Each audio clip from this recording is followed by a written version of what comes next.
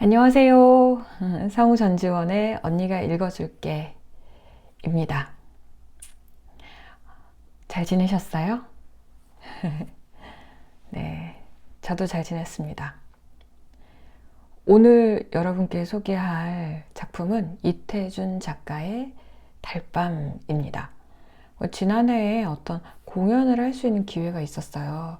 그때 그 연출님께서 저한테 이 작품 하면 어떻겠냐고 제안해 주셔서 이제 자세히 보게 됐던 그런 작품인데요. 여러분하고 같이 이제 이야기를 만나보면 어떨까라는 생각이 들어서 오늘 가져와 봤습니다. 이 작품은 1933년 월간 잡지 중앙에 발표된 작품이에요. 그 주인공 나라는 인물이 사대문 안에 살다가 한적한 성북동으로 이사를 와서 거기에서 황수건이라는 사람을 만나면서 일어나는 일입니다. 네. 그러면 이야기로 들어가 볼까요? 달밤 이태준. 자, 서울 시내에 살다가 성북동으로 이사 온 나. 성북동으로 이사 나와서 한 대여섯 세 되었을까. 그날 밤 나는 보던 신문을 머리맡에 밀어 던져 놓고 누워 새삼스럽게 여기도 정말 시골이로군 하였다. 뭐 바깥이 컴컴한 걸 처음 보고 시냇물 소리와 쏴 하는 솔바람 소리를 처음 들어서가 아니라 황수건이라는 사람을 이날 저녁에 처음 보았기 때문이다.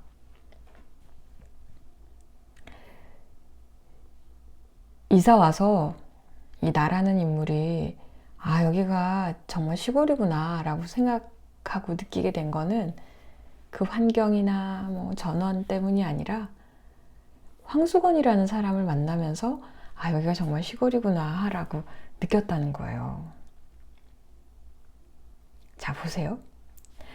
그는 말 몇 마디 사귀지 않아서 곧 못난이란 것이 드러났다. 이 못난이는 성북동의 산들보다 물들보다 조그만 지름길들보다 더 나에게 성북동이 시골이란 느낌을 풍겨주었다. 서울이라고 못난이가 없을 리야 없겠지만 대처에서는 못난이들이 거리에 나와 행세를 하지 못하고 시골에선 아무리 못난이라도 마음 놓고 나와 다니기 때문인지 못난이는 시골에서만 있는 것처럼 흔히 시골에서 잘 눈에 띈다.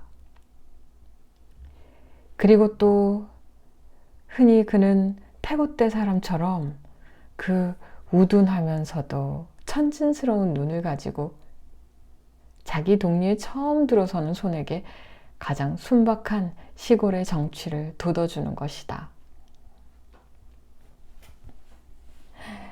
이제 이태준이라는 분은, 이태준 작가는 어릴 때의 그 히스토리 때문인지 집에 대한 애착이 굉장히 강했다고 해요.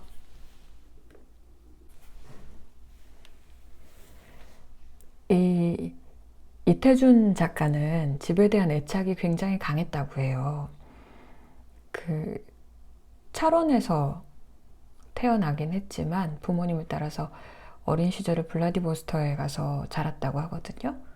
그러다가 거기에서 부친이 돌아가시고 다시 이제 돌아왔는데 그 시절 이제 굉장히 가난하게 그 시절을 보냈다고 합니다. 그래서 이태준의 작품에서는 그런 가난한 시절, 또 가난, 적을 두지 못하고 뭐 이렇게 방황하는 그런 어려운 시절에 대한 이야기들을 쉽게 볼 수 있다고 해요. 그래서 그런지 이제 집에 대한 애착도 강하고 또 특별한 의미를 가졌다고 합니다. 그래서 실제로 지금 이 글에 이 달밤의 배경이 되고 있는 이 집이 이태준 작가가 그 1933년에 성북동에 집을 짓고 손수 수연산방이라고 그 당호도 지은 그 집을 배경으로 하고 있고요. 그 집에서 태어난 글이라고 합니다. 그러니까 지금도 현재도 성북동에 그 집이 있다고 해요. 자, 그런데 그날 밤 황수건이는 10시나 되어서 우리 집을 찾아왔다. 그는 어두운 마당에서 꽥 소리를 지릅니다. 아, 저 이댁이 문안서 하고 큰일이 난 것처럼 건너방 문 앞으로 달려듭니다. 그러더니 저 문안 서대문 거리라나요? 어디선가 그 나오신 댁입죠? 합니다. 너무 황당하고 당황스럽겠죠. 보니까 이 사람이 손에 신문을 들고 왔어요. 그러고 보니까 신문 배달부구나 하는 생각이 들었겠죠. 예, 그렇소. 신문이요? 참. 그런 거를 사흘이나 저 건너 쪽만 가서 찾았었죠, 제가. 에이. 하더니 근데 방에 신문을 툭 드립니다. 그런데쇼, 왜 이렇게 쬐끄만 집을 사고 와겠쇼? 내가 알았더라면은 이 아래 그 큰 기와집도 많은 거리쇼 하고 얘기를 하는데요. 지금 처음 받고 신문을 밤 10시에 가져와가지고 이런 얘기를 하는 거죠.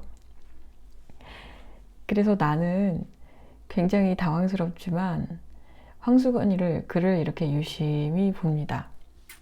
그랬더니 눈에 얼른 두드러지는 것이 빡빡 깎은 머리입니다.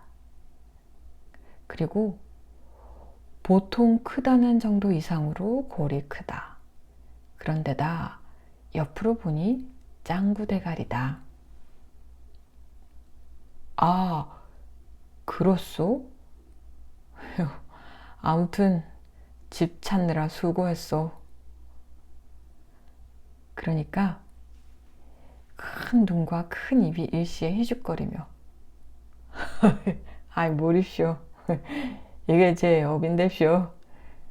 하고 물러서지 않고 목을 길게 빼 안방을 살핀다. 그러더니 묻지도 않았는데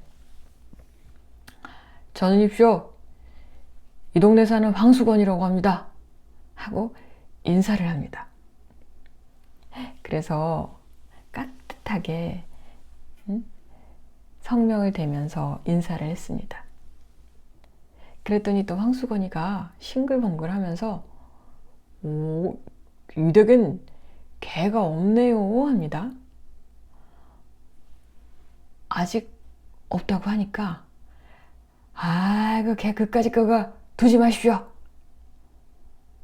왜 그렇소? 신문 보는 집인데쇼. 신문 보는 집은요 개를 두지 말아야 합니다. 왜 그렇소? 진짜 이 뒷동네 은행소에 댕기는 집인데쇼. 망하지만한 개가 있는데쇼. 신문을 배달할 수가 있어야죠. 왜? 막 깨물려고 덤비는 거십쇼. 하고 말합니다. 막 웃으니까 더 신이 나요. 그놈의 개 그저 한번 양떡을 먹여대야 할 텐데 하면서 주먹을 부르대는데 보니 손과 팔목은 머리에 비겨 반비례로 작고 간에 달았다. 자, 어서 고날 텐데 가 자시오 하니까 마지못해 물러서면서 선생님, 참, 이 선생님 편안히 주무시오. 저 집은 여기서 얼마 안 되는 거립쇼 하고 돌아간다. 어떠세요? 황수건 진짜 엄청 순박한 인물이죠.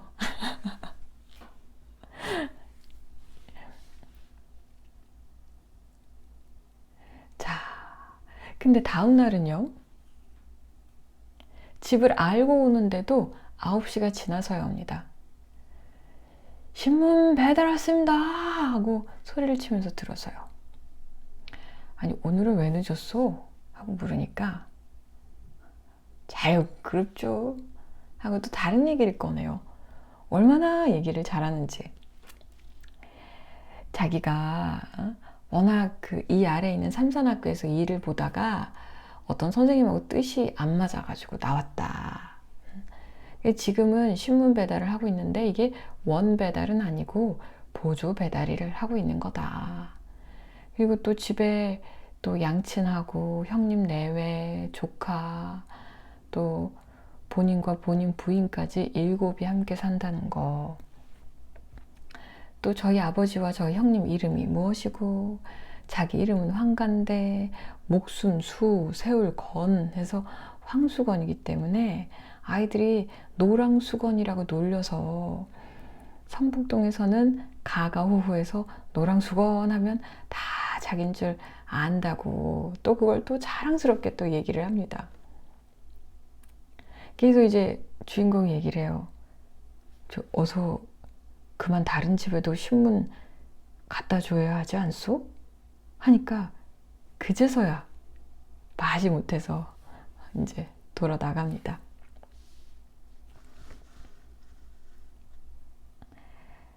집에 부인은 뭘 그렇게 그 사람한테 말대꾸를 해서 또 다른 말을 하게 하느냐고 그러는데 이 주인공은 황수건이와 이야기를 나누는 게 즐겁습니다.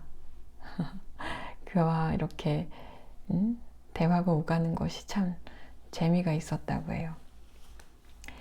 그는 아무것도 아닌 것을 가지고 열심스럽게 이야기하는 것이 좋았고 그와는 아무리 오래 짓거려도 힘이 들지 않고 또 아무리 오래 짓거리고 그래도 나도 웃음밖에는 남는 것이 없어 기분이 거뜬해지는 것도 좋았다. 그래서 나는 무슨 일을 하는 중만 아니면 한참씩 그의 말을 받아주었다. 어떤 날은 서로 말이 막히기도 했다. 대답이 막히는 것이 아니라 무슨 말을 해야 할까 하고 막혔다. 그러나 그는 늘 나보다 빠르게 이야깃거리를 잘 찾아냈다. 5, 6월인데도 꿩고기 잘 먹느냐고도 묻고 양복은 저고리를 먼저 입느냐 바지를 먼저 입느냐라고도 묻고 소와 말 싸움에 붙이면 어느 것이 이기겠느냐는 등 아무튼 그가 얘기거리를 취재하는 방면은 기상천외로 역한 범위가 넓지 않은데도 도저히 당할 수가 없었다. 하루는 나도 묻습니다. 평생 소원이 무엇이냐 하고 물었죠. 근데 그는 그까지 그걸 좀 얼른 대답하기는 누워서 떡 먹깁니다 라고 하면서 평생 소원은 자기도 원배달이 한번 됐으면 좋겠다는 것입니다. 남이 혼자 배달하기 힘들어서 한 20부쯤 떼어주는 것을 배달하고 월급이라고는 원배달보다는 한 3원 원배달한테서 이제 받는 거죠. 원배달한테서 한 3원 받는 터라 월급은 20여 원 받고 근데 진짜 신문사 옷을 입고 방울 딱 차고 다니면은 그런 원배달이 제일 부럽다고 합니다. 그리고 방울만 차게 되면은 자기도 엄청 빠르게 신문 배달할 수 있고 그 은행소에 다니는 집 걔도 하나도 안 무서울 것 같다고 그렇게 얘기를 해요. 그래서 주인공은 얘기해줘. 그럴 것 없이 아주 신문사 사장쯤 되면서 죄송합니다. 그러면은 그럴 것도 없이 말이야 아주 신문사 사장쯤 되었으면 원배달도 바랄 것 없고 그 은행소에 다니는 집 걔도 상관할 바 없지 않겠느냐? 라고 얘기합니다. 그는 둥그러지는 눈알을 한참 굴리며 생각하더니 뭐 나는 그렇겠다고 하면서 자기는 거기까지는 바랄 생각도 못했다고 무릎을 치듯이 가슴을 쳤답니다.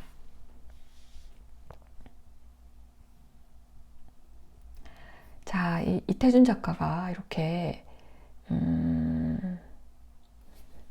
자신이 서울 사대문 안에 살다가 그 근교 문박 성북동으로 자연과 더 가까운 곳이죠. 또 어떻게 보면 그 발전하는 도심에서 근교로 밀려난 벗어난 다른 환경으로 가서 거기에 있는 조금은 모자란 듯한 그 순박한 황수건이라는 인물을 만난 것. 그러니까 이것이 어떤 이 시대 상황에서 조금 밀려난 사람, 당시 그 시대에서 뒤편으로 밀려난 사람들의 이야기를 그려내려고 환경도 그러한 곳으로 또 서울시내에서 벗어난 곳으로 또 시간적인 제목을 통해서 보여주는 이것도 어스름 달밤, 황수건이 찾아오는 시간도 어스름 달밤 그렇게 그런 시공간을 가져온 게 아닐까라는 생각을 합니다.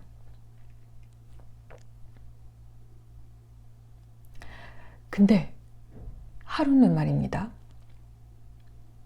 황수건이가 달려옵니다. 이 선생님 계쇼. 저도 내일부턴 원배달이 올시다. 오늘 밤만 자면입쇼 합니다. 자세히 물어보니까 성북동이 따로 한 구역이 됐는데요. 자기가 맡게 됐으니까 내일부터는 배달복 입고 방울 막 딸랑거리면서 올 테니까 두고 보라고 합니다. 그리고 또 멋있게 얘기해요. 사람이란 게 그렇게 뭐든지 끝을 바라보고 붙들어야 한다고 주인공에게 일러주면서 신이 나서 돌아갑니다. 주인공도 원배달이 된 게 자기의 좋은 친구가 큰 출세를 한 것처럼 마음속으로 진심으로 기뻐합니다. 그래서 어서 내일 저녁이 돼서 그가 배달복을 입고 방울을 차고 우쭐거리면서 오기를 기대하죠. 그런데요, 이튿날 그는 오지 않았다.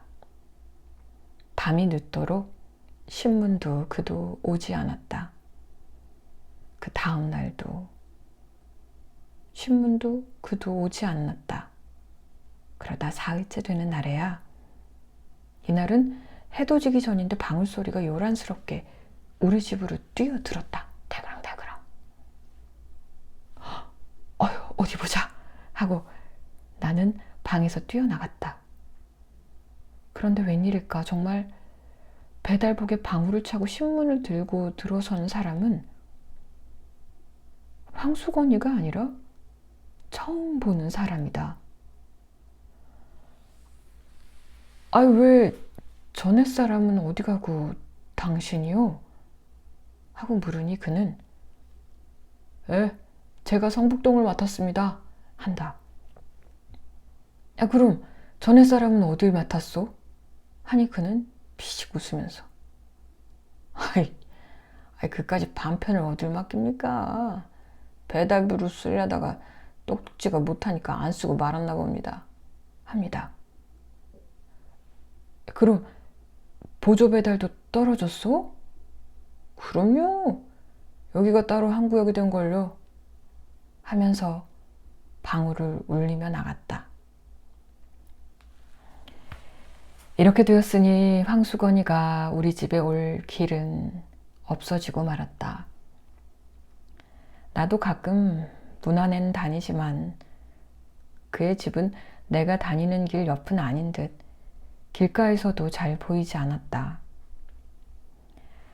나는 가까운 친구를 먼 곳에 보낸 것처럼, 아니, 친구가 큰 사업에나 실패한 것을 보는 것처럼 몸만 나는 섭섭뿐이 아니라 마음이 아프기도 하였다. 그 당자와 함께 세상의 야박함이 원망스럽기도 하였다. 근데요, 황수건이는 그가 말한 대로 노랑수건이라면 온 동네에서 유명은 했다고 합니다. 노랑수건이라고 하면은 누구나 성북동에서 오래 산 사람이라면 먼저 웃으면서 대답을 하는 것을 이제 주인공이 차츰 알아가는데요. 그래서 듣게 된 얘기가 삼산학교에 급사로 있을 시대에 있었던 일화인데요. 그 중에 두어 가지를 동네 사람들의 말대로 옮겨보면 역시 그때부터도 이야기를 대단히 즐겨서 선생님들이 교실에 들어간 새 손님이 오면 의뢰의 손님을 안 치고는 자기도 걸상을 갖다가 떡 마주 놓고 마주 앉은 것은 물론 마주 앉아서는 곧 자기류의 만담산매로 빠지는 것인데, 한 번은 도 항무국에서 시학관이 나온 것을 이렇게 대접을 하였다. 일본말을 못하니까 만담은 할 수 없고 마주 앉아서 자꾸 일본말을 연습하였다. 센세이, 오하요, 고자이마스카? 선생님, 안녕하세요. 히히, 아메가 후리마스. 비가 옵니다. 요키가 후리마스카? 눈이 옵니까? 시학관도 인정이라 처음엔 웃었다. 그러나 10번, 20번을 되풀이하는 데는 성이 나고 말았다. 선생님들은 아무리 기다려도 종소리가 나지 않으니까 한 선생님이 나와 보니 종칠 것도 잊어버리고 손님하고 마주 앉아서 오하요 유키카 후리마스카 하는 판입니다. 그날 수건은 선생님들에게 단단히 몰리고 다시는 안 그러겠노라고 했지만 그 버릇을 고치지 못해서 그에 쫓겨나오고 만 것이다. 근데요, 황수건이 제일 무서워하는 말이 너희 색시 달아난다 라는 말이라고 합니다. 한 번은 어느 선생님이 장난말로 요즘 같은 따뜻한 봄날엔 옛날부터 색시들이 달아나기를 좋아하는데, 아니 어제도 저 아랫말에서 둘이나 달아났다니까. 오늘은 이 동네에서 꼭 달아나는 색시가 있을걸? 이라고 합니다. 그랬더니 수건이 점심을 먹다 말고 눈이 휘둥그레졌다고 하는데요. 그리고 그날 오후에는 어서 바삐 하악을 시키고 집으로 갈 양으로 50분 만에 치는 종을 20분 만에, 30분 만에 함부로 쳤다가 함부로 쳤다라는 이야기도 있습니다. 본인이 바쁘니까 그렇게 종을 친 거예요.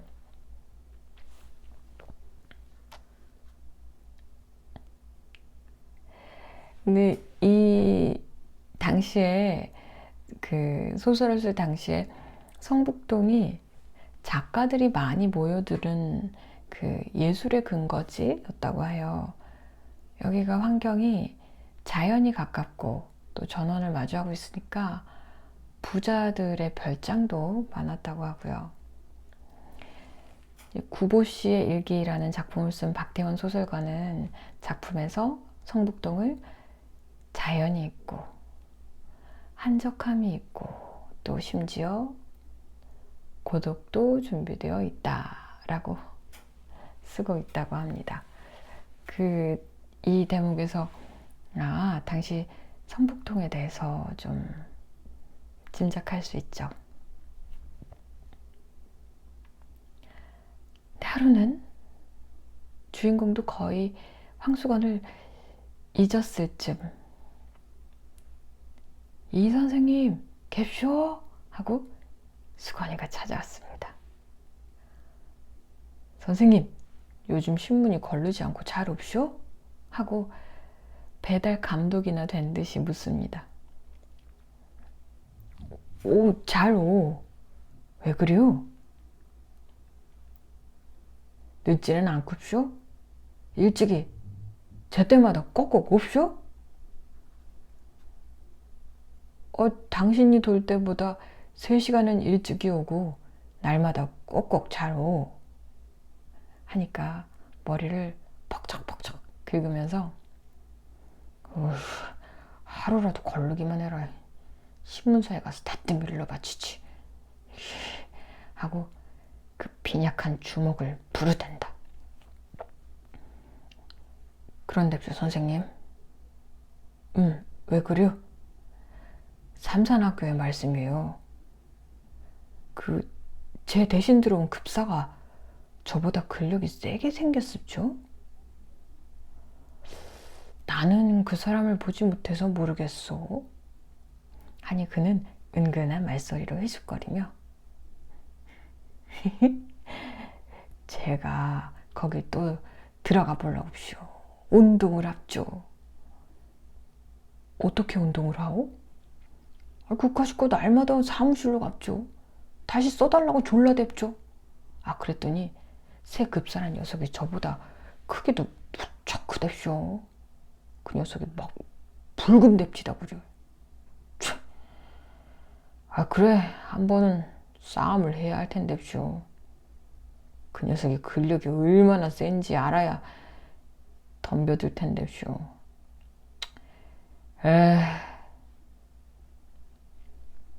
그렇지. 멋 모르고 대들었다간 매만 맞지. 그런데쇼 어저녁엔 큰 돌멩이 하나를 굴려다 삼산학교 대문에다 놨었죠. 그리고 오늘 아침에 가보니까 없어졌던데쇼? 이 녀석이 나처럼 억지로 굴려다 버렸는지 번쩍 들여다 버렸는지 그만 내가 그거를 못 봤거든쇼. 제게 하고 머리를 벅벅 긁습니다. 그러더니 갑자기 무얼 생각한 듯이 손뼉을 탁 치더니 그런답쇼. 제가 온 거니쇼. 댁에선 우두를 넣지 마시라고 하십쇼. 우두를 왜 넣지 말란 말이오? 한즉 요즘 마마가 다닌다고 모두 우두들을 넣는답쇼. 우두를 넣으면 사람이 근력이 없어지는답쇼.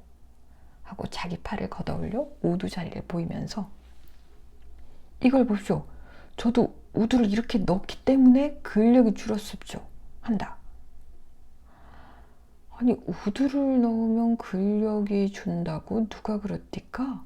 하고 부르니까 그가 싱글싱글 하면서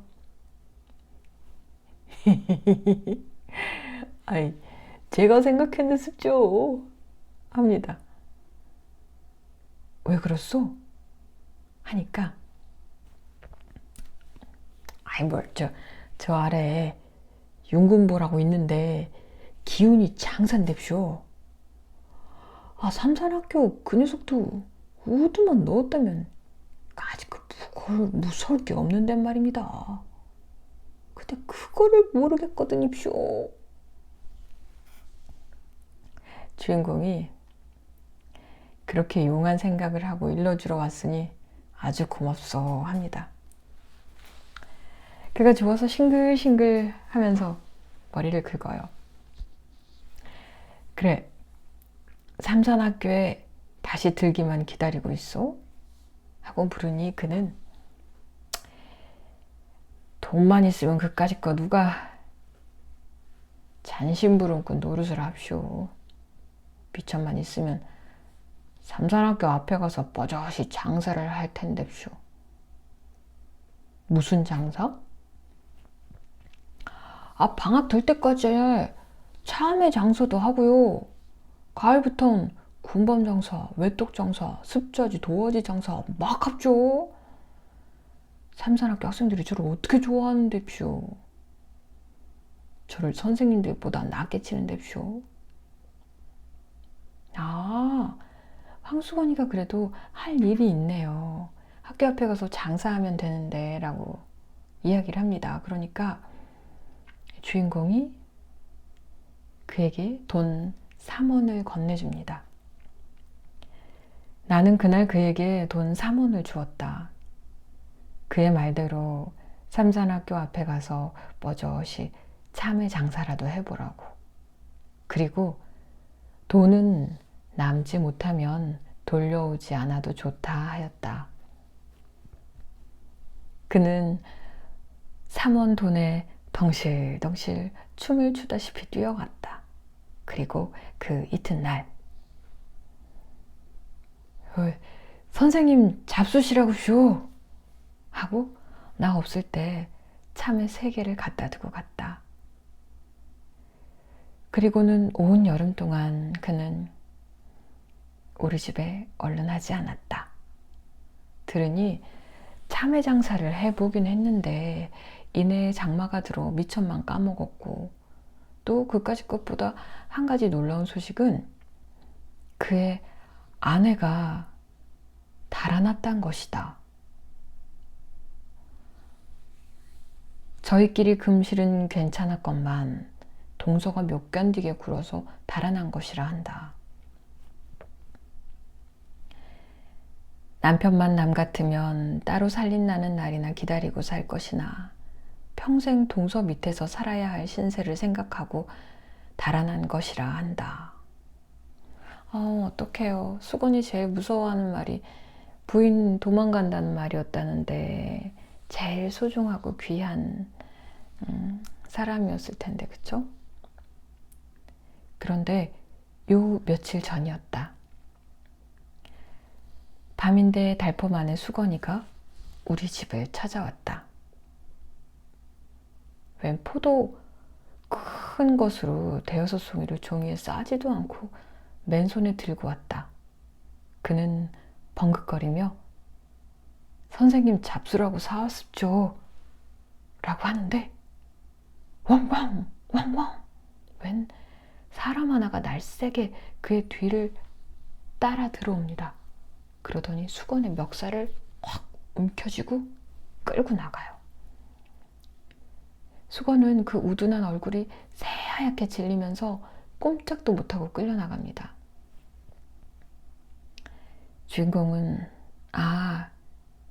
이 수건이가 포도원에서 포도를 훔쳐서 온 거구나 라고 직감합니다.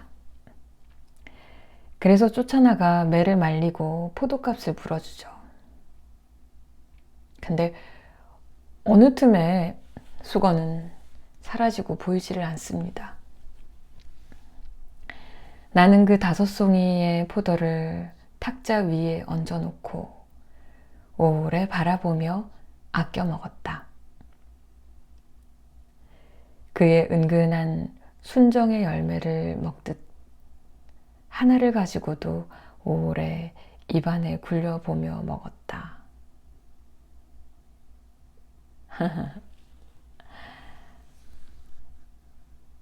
어제다.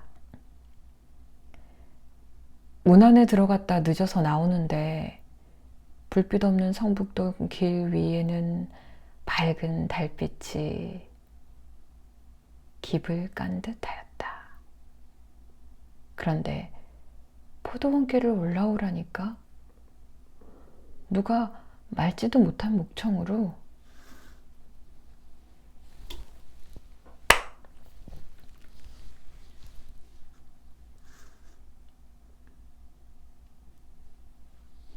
주인공이 어느 날 사대문 안에 들어갔다가 나오는데 불빛 없는 성북동 길 위에 달빛만 가득한 밤이었습니다. 그런데 포도원길을 올라오노라니까 누가 맑지도 못한 목청으로 사케와 나 미다카 다메이키가 부르면서 큰 길이 좁다는 듯이 휘적휘적거리며 내려왔다. 보니까 수건이 같았다. 수건인가? 하고 아는 체 하려다가 그가 나를 보면 무안해할 일이 있을 것을 생각하고 휙 길 아래로 내려서 나무 그늘에 몸을 감추었다.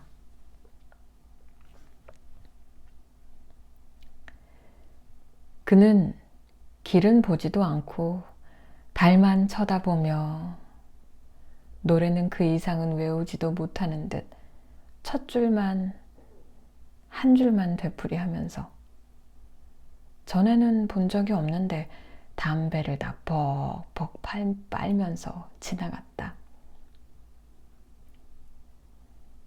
달밤은 그에게도 유감한 듯 하였다. 네.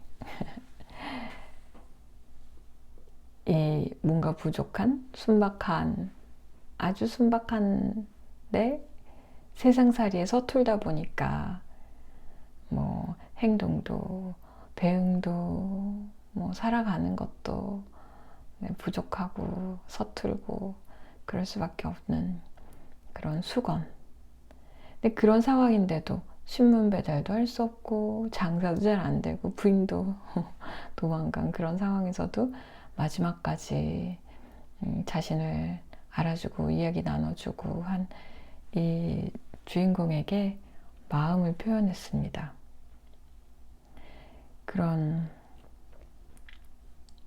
수건, 그런 수건, 고단한 수건을 달빛이 따뜻하게 감싸 안아주고 있는 것 같은 그런 밤입니다. 이게 어떤 나이스하지 않고 서툴고 순박하고 그러면서도 또 자신 있게 나름 이렇게 살아가는 모습이 좀 마음을 따뜻하게 해주는 것 같아요. 네. 오늘은 이태준 작가의 달밤 여러분과 함께 만나보았습니다. 전지원 성우의 언니가 읽어줄게. 여러분 함께 해주셔서 감사합니다.